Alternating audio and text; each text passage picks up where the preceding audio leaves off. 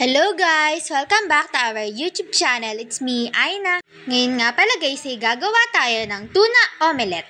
Pwede nyo rin itong lagyan ng sibuyas at kamatis. Depende sa lasang gusto nyo. Ako kasi, hindi ako masyado kumakain ng sibuyas at kamatis kaya okay na ito, plain lang.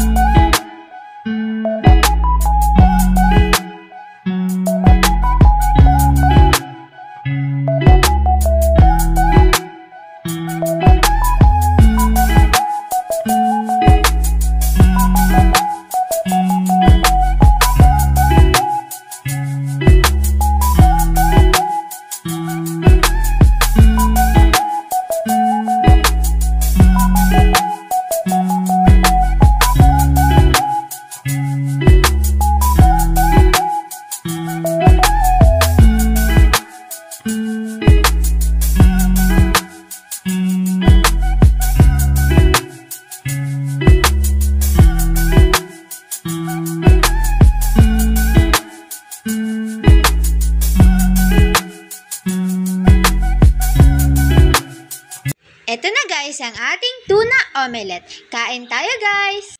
Yun lang muna guys. Update ko na lang ulit kayo sa mga susunod kong video. That's all for today guys. If you like our video, don't forget to buy a cup of coke or coffee and see you next time. Bye!